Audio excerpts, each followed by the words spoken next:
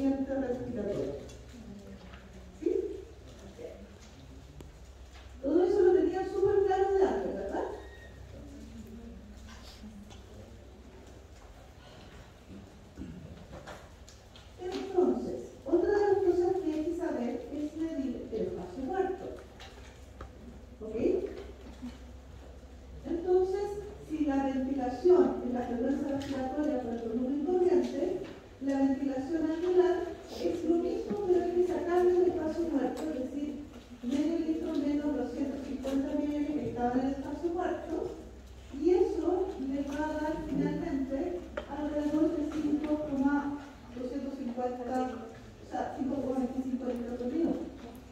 ¿Ya? Esa es la ventilación alveolar y el espacio muerto obviamente lo que resta, ¿cierto? Alrededor de los 2 litros 250.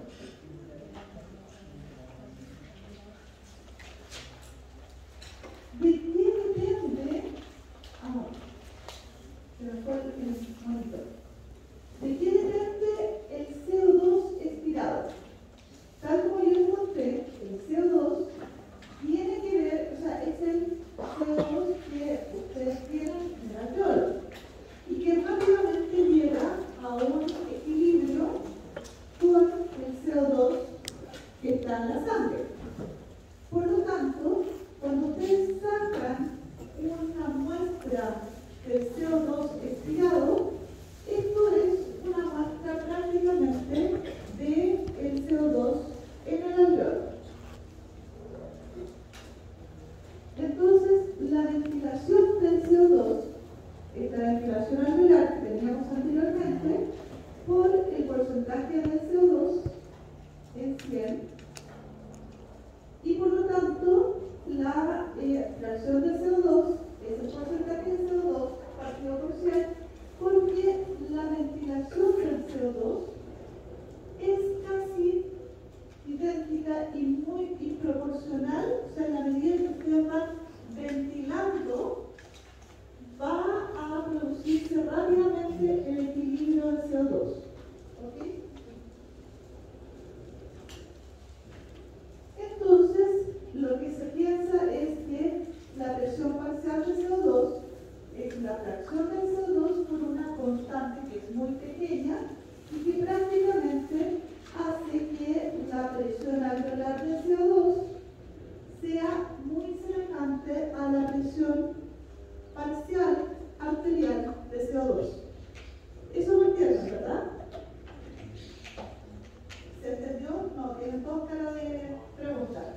A ver, el CO2 es extremadamente difusible, eso ustedes lo dijeron, ¿sí?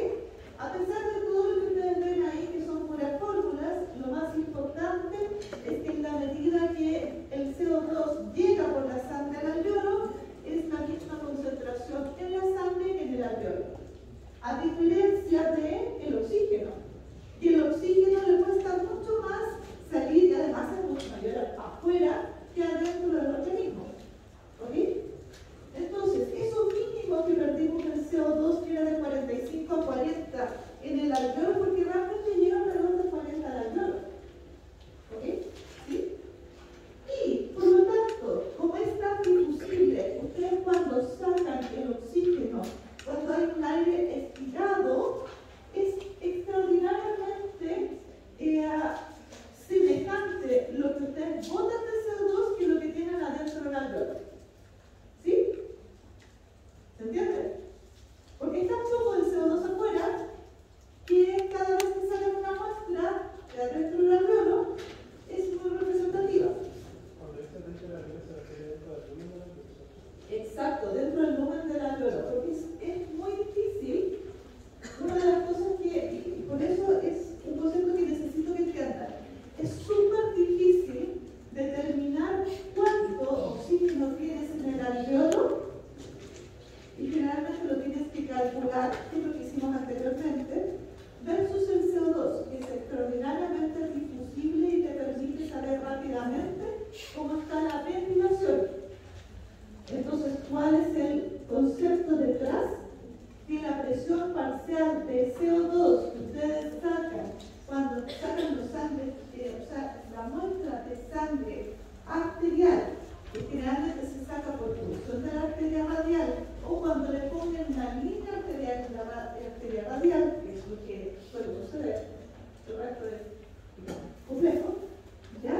Esa presión parcial de CO2, a ustedes les podría decir cuánto está ventilando el paciente.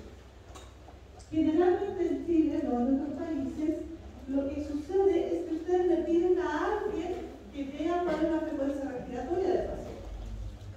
Y créanlo o no, puede ser que el paciente esté, o puede ser que esté. Y la ventilación, la frecuencia respiratoria generalmente ve. ¿Me lo creen? Yo no lo creo.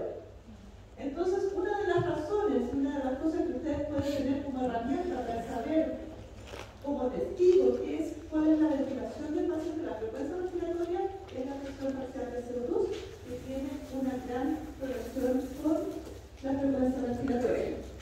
¿Qué es lo que ha pasado últimamente con el coronavirus? Finalmente pescaron que la frecuencia respiratoria es importante de medir en los pacientes. ¿Okay? Entonces, ¿por qué eso es importante? Porque ustedes inmediatamente van a ver cuánto es la ventilación alveolar. Y hay conceptos de hiperventilación y de hipoventilación. ¿Sí? Normalmente, el CO2, o sea, la hiperventilación, tiene relación con la presión parcial de CO2, no con las frecuencias respiratorias que ustedes midan.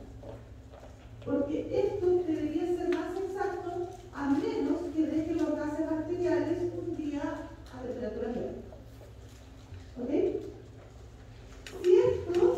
Si la presión parcial de CO2 es alrededor de 40, lo normal es entre 35 y 45.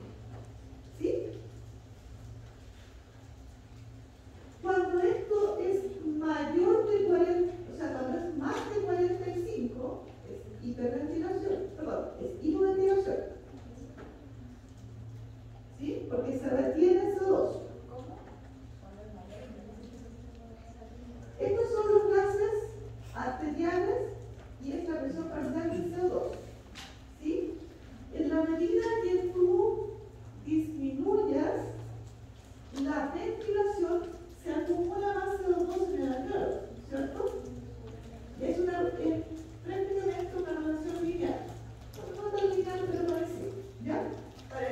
Un sistema biológico es espectacular. La cosa es que en la medida que tú vayas aumentando la presión parcial de CO2, sabes que la ventilación va disminuyendo. ¿Sí?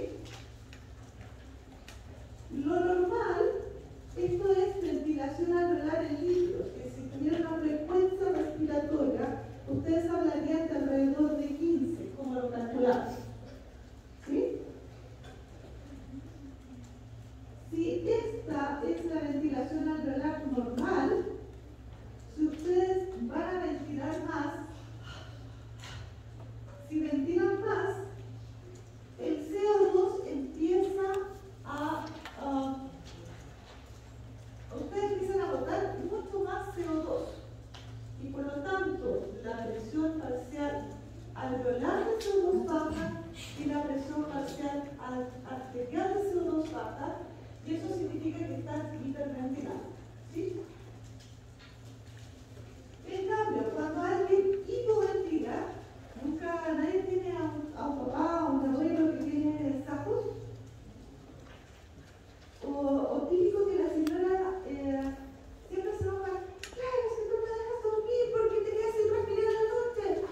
¿Sí? ¿Te has escuchado? Sí. Y uno dice, pero eso es ideal si no ronca. No, cuando dejas de respirar es cuando realmente la persona que está al lado se despierta. ¿Ok? Y eso de dejar de respirar es una hipoventilación. Y basta un poco de hipoventilación y estas personas pueden retener CO2. ¿Sí? ¿Sí? Ya. ¿Por qué eso es importante? No ha pasado de nada, ¿no? ¿No? Ya. Pero en fisiología sí. Y por lo tanto sabían perfectamente que este es el tampón bicarbonato, que es el principal tampón del organismo y que le pasa el pecado y le pasan todas las cosas.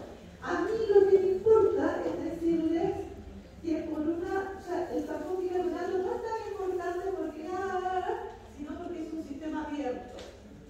Y uno de los extremos es el pulmón.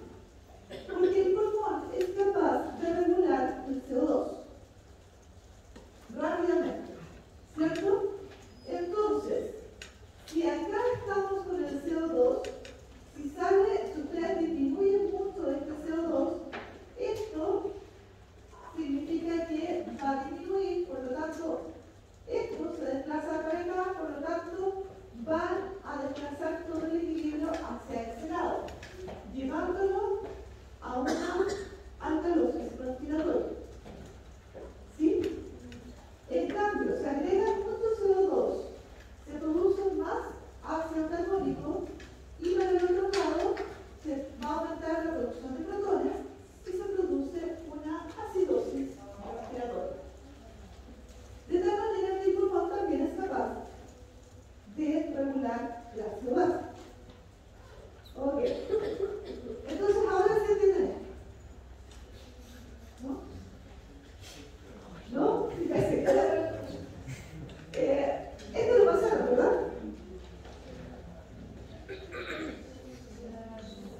El famoso médico que ya les estaba diciendo que yo no me acordé desde la primera vez. Bueno, estas son las presiones parciales del oxígeno y del CO2. Obviamente el oxígeno aparece por acá y llega hasta acá abajo, ¿sí?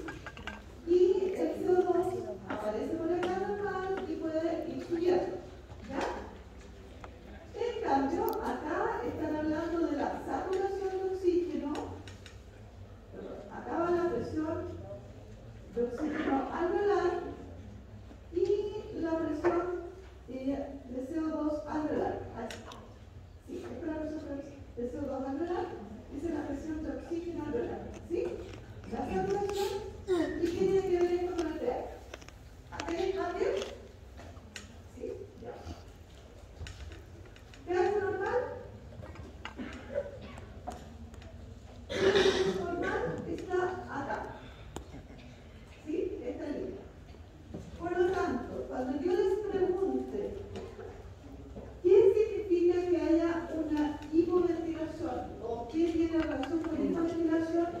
Ustedes van para el abajo y puede disminuir la saturación de oxígeno, va a aumentar la presión parcial de CO2 alveolar, va a disminuir la presión parcial de oxígeno alveolar y el pH va a disminuir. ¿Sí? Eso es el caso de hipoventilación. ¿Pasa con que uno de esos cuatro se vea afectado para que se produzca una hipoventilación? Es al revés. Tienen que pensar, cuando hay una disminución de la frecuencia respiratoria, se produce todo eso. ¿Ah? Claro, porque acá estamos pensando, o sea, claro, no puedes pensar ¿sabes? Que cualquiera de esas cosas, no, pero ahí está pensando una compensación respiratoria. Ahora estamos pensando, ¿qué pasa si el pulmón se enferma o si el mecanismo de ventilación o de respiración se enferma y disminuye la frecuencia respiratoria? ¿Eso nos afecta? Claro que nos afecta. Y produce todo este tipo de cosas. ¿Sí? Por eso nos fuimos ya un poquitito para que entiendan un poquito de qué se trata. Lo mismo, si hay una hiperventilación, claro, vamos a tener una excelente presión parcial de oxígeno alveolar, pero la presión parcial de CO2 se les va a ir a las patas y el pH va a aumentar. Y la saturación, que es lo importante para que llegue el oxígeno, no va a mejorar, porque la capacidad de transporte está dada por los glóbulos rojos. Hasta donde yo sé, no porque ustedes bajen la frecuencia respiratoria, aumenten la frecuencia respiratoria agudamente, va a aumentar la saturación de CO2. ¿Cierto? ¿Ah? No, porque llega a un punto máximo. Entonces lo que tú querías de llevar oxígeno al tejido, no lo vas a lograr solamente hiperventilando. ¿Ah? ¿Saturación es suficiente? Porque ¿qué vas a hacer? La saturación máxima es un porcentaje. O sea, tú solamente ves de la saturación máxima cuando estás saturado 100%. Ahora, si tú estás hablando de la presión parcial de oxígeno, la presión alveolar va a disminuir, la del oxígeno ¿sí? aumentaba. Ok. Entonces, primera patología. ¿Cuáles son las causas de hipoventilación alveolar? Sí, porque no botas. Depende de qué estamos hablando. Del centro respiratorio del pulmón, tiene que ver con la hipoventilación alveolar primaria. Y acá vamos a ver los síndromes y todo, pero hay algunas personas que de hecho respiran menos, sí. ¿Ok? En la médula espinal hay personas que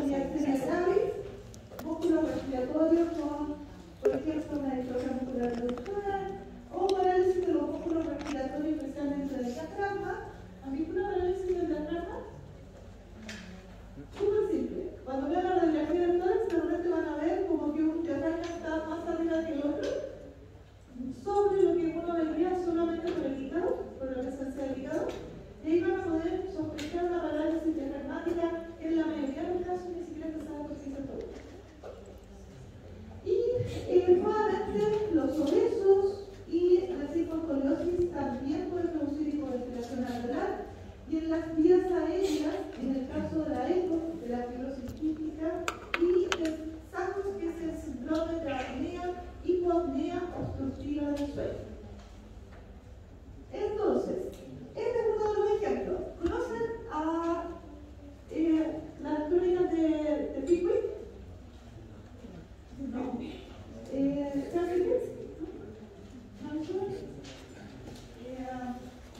Bueno, si lo pueden llegar a ver, había un niñito que se llamaba Joe en ese libro, y Joe era un niñito que repartía rosas y que era muy gordito y se apoyaba en las patas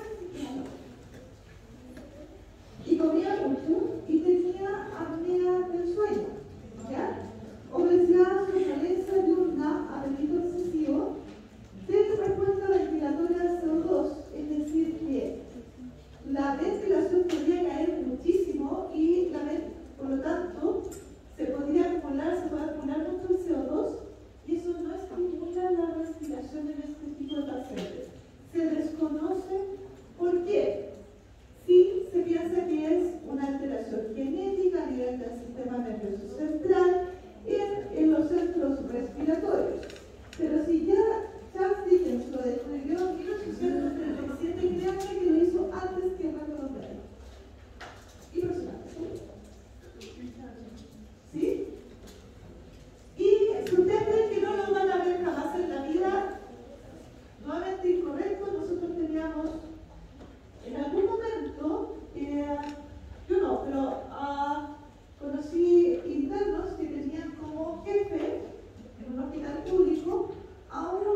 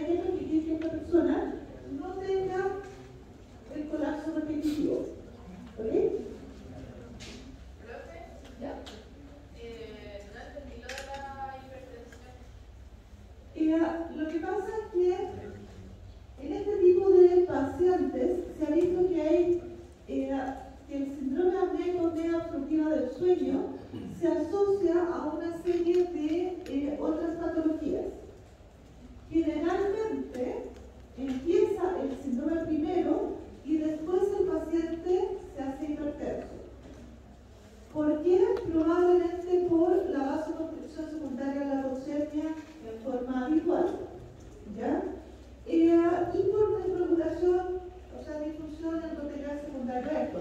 Eso es lo propuesto, ¿ya? Lo que sí se sabe es que la relación epidemiológica es muy clara. Tienen también más accidentes cerebrovasculares, más infartos. Diabetes no es tan, o sea, tiene una relación, pero no es tan clara con la hipertensión arterial. Sí, la obesidad relacionada a la diabetes también lo tiene. Causas de hiperventilación alveolar. Ahora vamos al otro lado, a la hiperventilación. Lo más frecuente que ustedes van a encontrar es la ansiedad. ¿Sí? Porque es lo típico que van a ver cuando ustedes llegan a alguien y es como me falta el aire. Y sienten que le falta el aire también. Primera cosa. Segundo, que la hiperventilación alveolar de la ansiedad no es una respuesta fisiológica. Y ustedes vean, oye, pero ¿cuándo empezó? Sí, 30 segundos. Sería raro, a menos que tuvieran lo que vamos a ver en la segunda clase. Entonces, ¿hay alguna otra cosa que provoque la hiperventilación? Sí, claro. Puede tener una meningitis, alguien que le pegue en la cabeza puede tener una hiperventilación, sí, porque le duele, sí, también. Pero puede ser por un daño cerebral, al igual que un accidente cerebrovascular, una estatitis, una meningitis. Y eso no es muy bueno porque la acumulación del CO2 en un paciente que tiene una meningitis con cefalitis o un daño en el sistema nervioso central va a aumentar el daño, por lo tanto lo tiene que sacar. Mala cosa, hormonas y drogas, bueno, creo que podríamos ir a cualquier discoteca, ¿cierto? Porque muchas de ellas tienen como efecto secundario aumentos de epinefrina, norepinefrina, también la progesterona podría ser, pero los embarazados tienen una frecuencia respiratoria mayor. Los beta-adrenérgicos, como el salbutamol, sí también, y los salicilatos en el caso, o sea, de estos producen acidosis metabólica en grandes dosis. ¿Ok? Lo otro que ustedes ven más frecuentemente es el dolor. El dolor aumenta la frecuencia respiratoria y produce por lo tanto una alcalosis respiratoria y eso también va a producir por un trastorno hidroelectrolítico ácido base. Sí.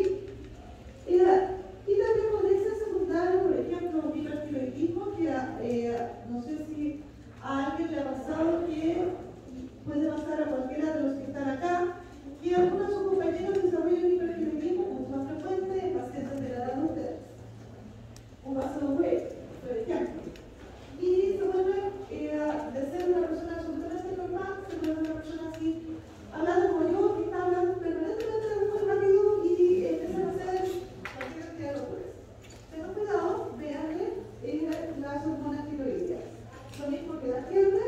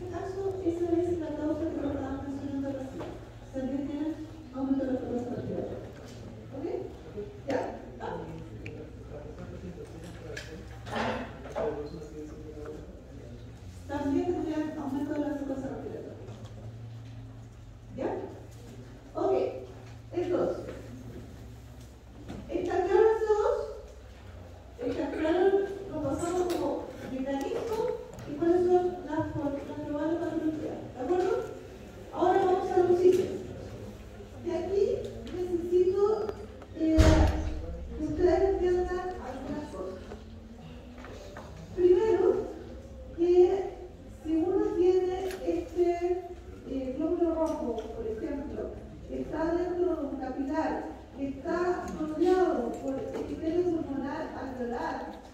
Créanme que hay gente que ha supuesto que el pulmón no es realmente alveolos recubiertos por capilares, sino que son capilares recubiertos por alveolos. Por este tipo de estructura. Es decir, lo estamos viendo al revés. ¿Por qué al revés? Porque la oxigenación del tejido depende mucho más de la cantidad de sangre que ustedes estén distribuyendo que de la ventilación. Entonces, en eso se afirma muchas veces el hecho de que tú le hagas transfusiones a un paciente. ¿Sí? Porque no es suficiente aumentarle la fracción inspirada de oxígeno para mejorar la perfusión distal. Y si no mejoran la perfusión distal, no pueden tener una disminución de la acidosis por acidosis láctica, ¿verdad? ¿Sí? ¿Lo entienden? Perfusión, oxígeno. Si no hay oxígeno, hay metabolismo anaerobio. Si hay metabolismo anaerobio, puede haber una acidosis láctica. Entonces es muy difícil hacerlo, por ejemplo, en UTC, donde se ha visto epidemiológicamente que por cada unidad transfundida de glóbulos rojos aumenta la mortalidad en un 3%.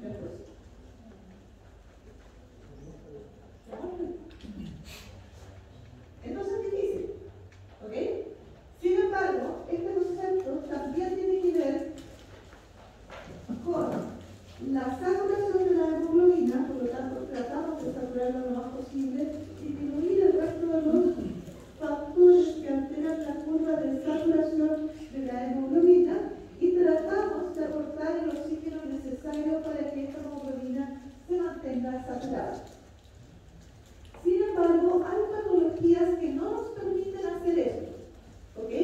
Y una de las cosas que tienen que considerar es que no solamente está la hemoglobina y la formación de hemoglobina oxigenada, oximoglobina, sino que también depende de cómo pueda llegar el oxígeno al glóbulo rojo. ¿Por qué mecanismo llegaba el oxígeno al glóbulo rojo? Difusión, muy bien. Alguien se leyó los apuntes. Bien, muy bien. Llega por difusión. Ahora, el problema es que la difusión depende del grosor de la membrana, de la capacidad de difundir el gas y del área de difusión. ¿Ok? Entonces, puede producirse hipoxemia porque disminuye, porque le saca su pulmón. Sí, podría ser. Ahora, si le sacan el pulmón menos, de todas maneras. Puede producirse hipoxemia porque haya algo que interfiera entre la membrana del epitelio, o sea, la membrana basal del epitelio alveolar y la membrana basal del endotelio. ¿Podría ser? ¿Y qué puede interferir ahí? Estamos pensando al revés. Estamos pensando qué cosas interfieren para saber qué patologías son las que podrían explicarlo. ¿Qué cosas pueden interferir acá en esta membrana? Inflamación, perfecto. ¿Qué más? Edema, muy bien. Aumento de líquido intersticial. ¿Qué más? Después de la inflamación viene la recuperación y la recuperación produce fibrosis. ¿Cierto? Ok. Muy bien. Entonces, lo que yo les contaba eran los factores de la barrera, que tienen que ver con el área de intercambio, con la presión parcial de los gases. Por eso es que sirve algo con el oxígeno.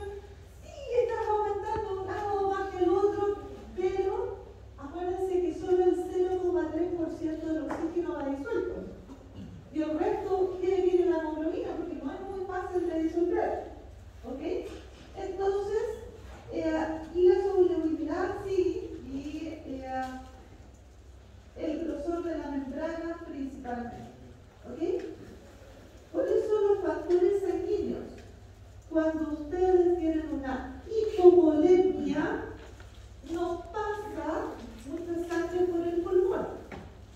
Por lo tanto, ¿qué sangre van a oxigenar si no tienen sangre? Y no tienen volumen. Porque pueden respirar los 5 litros, pero están pasando 2,5 litros por el pulmón. Por lo tanto, la relación cambia. La relación ventilación-perfusión. Memorizan eso para después. El índice de reacción del gas con la hemoglobina, que acá lo ponen como teta, pero bueno, así se pone. Difusión efectiva, que tiene que ver con el volumen de la sangre capilar y el índice de reacción con la hemoglobina. ¿Ok? Esto es lo que es la típica fórmula que se usa para saber que la ventilación del gas depende del área, depende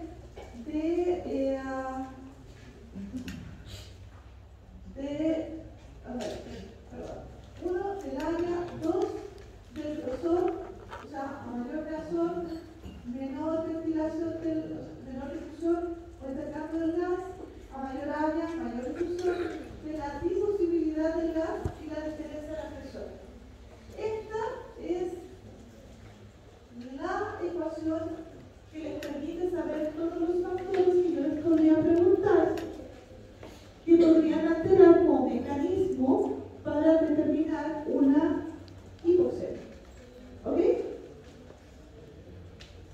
Y se acuerdan que, bueno, en la clase respectiva, que fue muy corta, yo les hablé de la velocidad de la sangre y de la velocidad de cómo se transportaba el CO2 y el oxígeno. Tienen que pensar que esto es un alveolo, la representación del alveolo, y este es el capilar. ¿Ok? Dijimos que la cantidad, el flujo de oxígeno alveolar o de aire alveolar es igual al flujo sanguíneo. ¿Sí? Esto es un gráfico donde se muestra la presión parcial de nitrógeno, oxígeno y CO2. ¿Ok? Y este es el tiempo de segundos, que yo le dije que era alrededor de un segundo, pero en realidad basta con 3/4 de segundo. ¿Ok?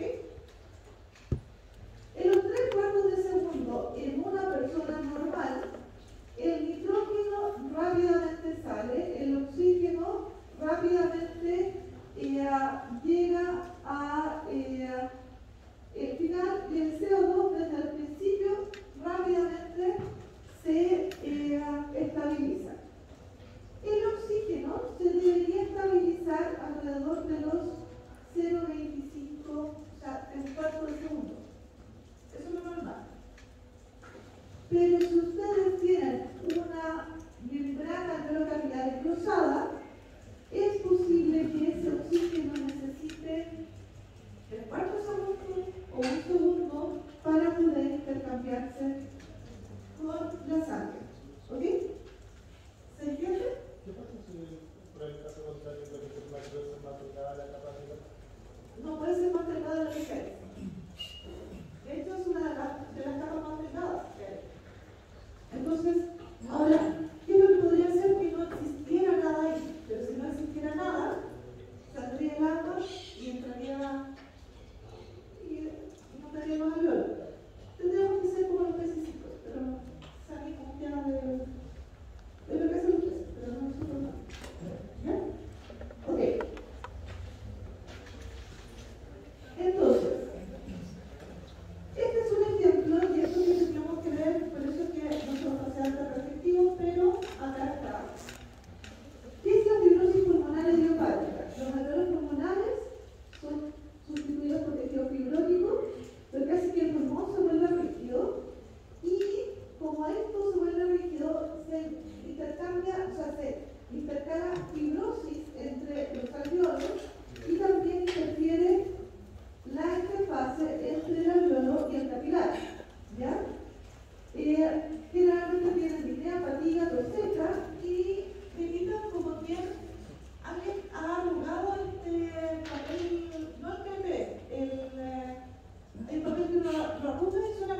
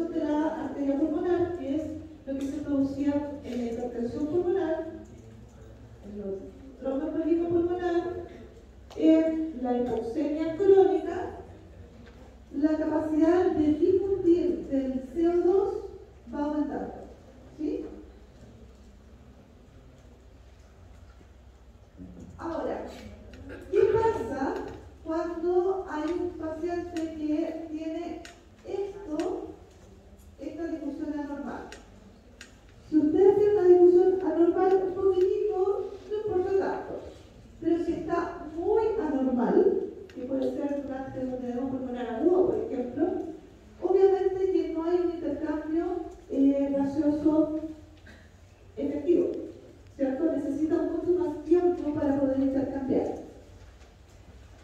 En cambio, hay otra forma que es, en este caso, si ustedes ven, llegamos a 100. Pero si un paciente tiene una presión de CO2 máxima de 50,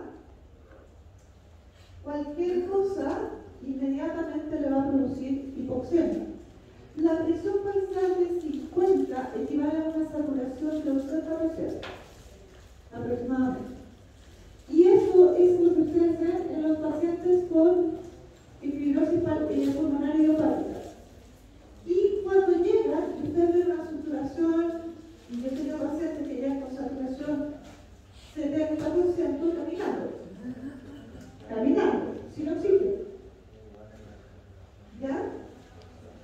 Eso más o menos lo que ven, pero apenas ustedes lo hacen moverse, ir al baño para hacer pipí, por eso es que yo digo, no, si no se puede ir al baño, ¿por qué le da? Pero ¿por qué está tan bien? Porque inmediatamente desatura. ¿Ok? De acuerdo.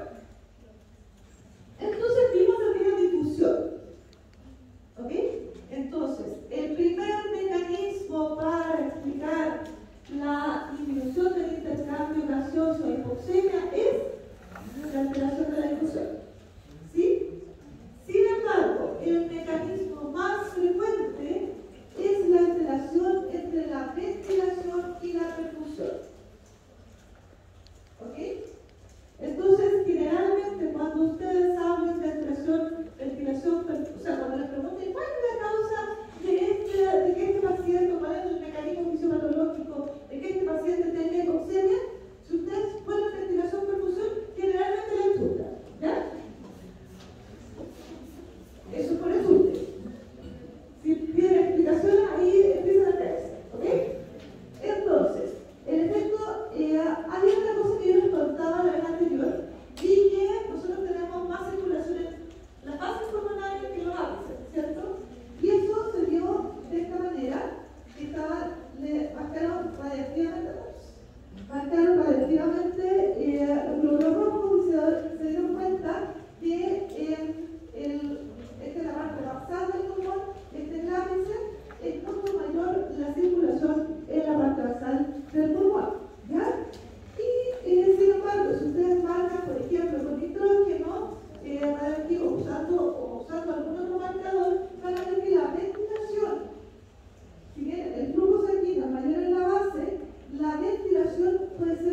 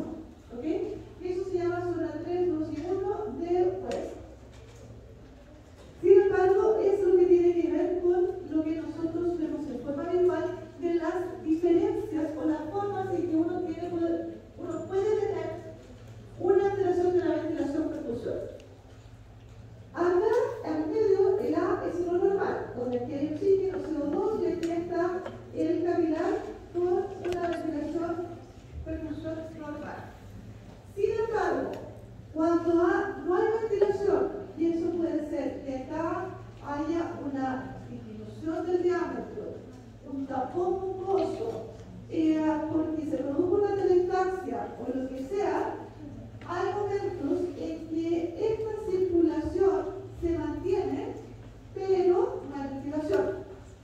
Por lo tanto, ¿cuál es el CO2 que saldría de ahí? 45, la presión parcial del CO2. ¿Y cuál es la presión parcial del oxígeno que saldría de este chat? 40. Y eso es lo que se tiene que unir con aquellas zonas que están bien ventiladas.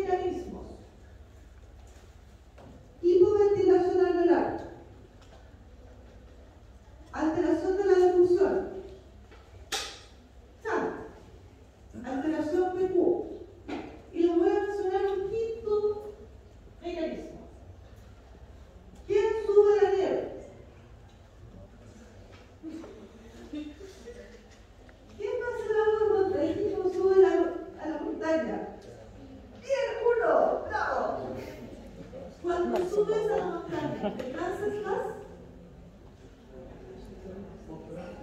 Muscular, pero eres capaz de salir a correr como profesional. No, ¿verdad? ¿Tú sabes por qué es eso? ¿No saben? ¿Saben por qué al subir a la montaña les produce más disnea? Exacto, la presión parcial de oxígeno es mucho menor. De hecho, cuando suben a un avión, la presión parcial de oxígeno es menor. ¿Sabían eso? ¿A cuánto equivale subir a un avión?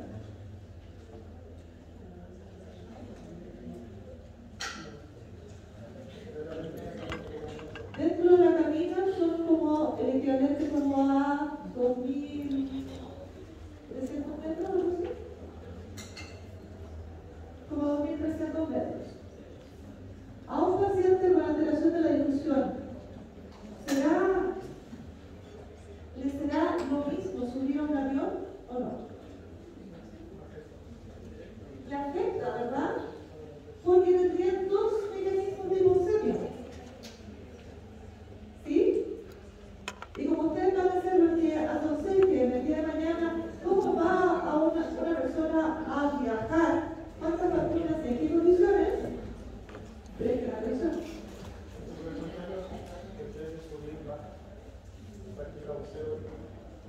Tiene más retención de nitrógeno. No aumenta mucho la presión de oxígeno, pero sí la presión aumenta la incorporación de nitrógeno o la falta de salida de nitrógeno. ¿Ah? Exactamente. ¿Ah? Eso es bueno de Dios, porque hay gente y gente que vive en altura. ¿Okay? Siempre tienen una hipoxemia hipovárica. Una hipoxia hipovárica, porque respiran menos oxígeno. Se ha demostrado que en el altiplano chileno, las personas que viven en el altiplano tienen alteraciones o tienen cambios fisiológicos o fisiopatológicos, depende de cómo lo quieras poner, que lo lleva a aumento de la concentración de hemoglobina, es decir, aumento de los glóbulos rojos y poliglóbulos. Generalmente tienen alteraciones de la forma del tórax, ¿ya? Que es en el fondo una adaptación a la altura con aumento del diámetro torácico, ¿sí? Pero al mismo tiempo hay gente que puede llegar a desarrollar hipertensión pulmonar. Esa es una de las cosas que no les dicen a los que suben a las minas. Segundo, este tipo de personas, hay algunos que por genética están acostumbrados a la altura, ¿ya? Y eso tiene que ver también con la expresión génica, aparentemente de genes que tienen que ver con el estrés oxidativo y otras cosas más. Esos son, por ejemplo, los que suenan a Everest, los del Himalaya, sí. Ellos tienen una alteración genética específica que les permite desarrollarse y vivir en altura. Lo siento. La regulación de la ventilación, ventilación-perfusión, en el caso de que haya una hipoxia o hipercapnia alveolar, lo otro que se produce, y eso es también lo que se produce en altura, es una vasoconstricción pulmonar, porque si no te llega ventilación, para que no tener circulación. El problema es que si usted mantiene la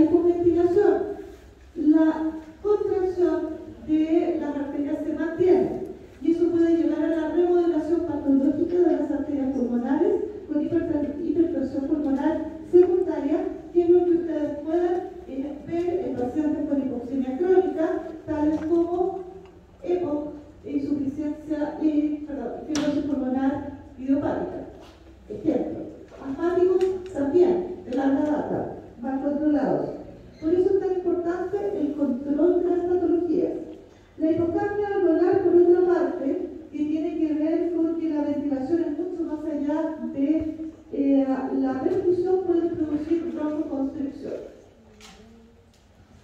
Y por último, también tenemos que hablar de los viejitos. Yo no hablo tanto de los niños, pero sí de los viejitos, porque cada vez hay más viejitos y cada vez duran más los viejitos. Entonces hay que saber que los viejitos también tienen una alteración de la ventilación-perfusión por la edad, debido a que la ventilación, dado por el aumento de la fibrosis, el aumento de la disminución de la elasticidad, disminuye también la ventilación y mantiene la perfusión. Por lo tanto, tienen una alteración de la ventilación, o sea, una alteración de PUC en forma habitual.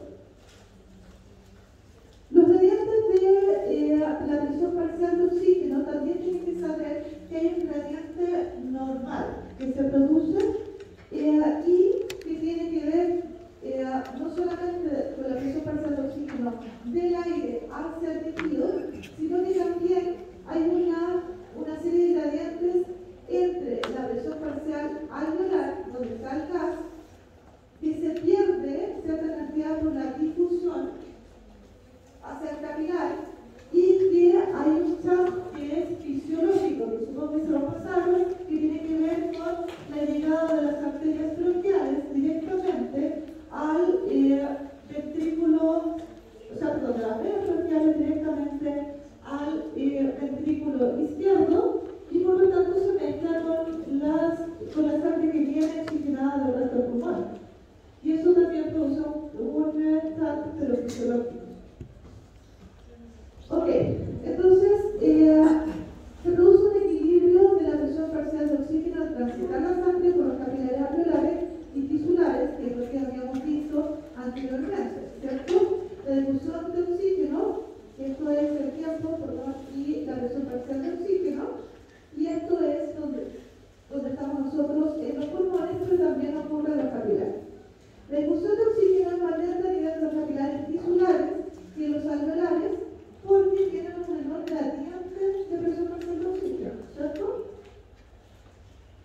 De 100 a 40 es esta, mientras que en esta es de 80 a 40. Por lo tanto, acá tienen que ver la misma fórmula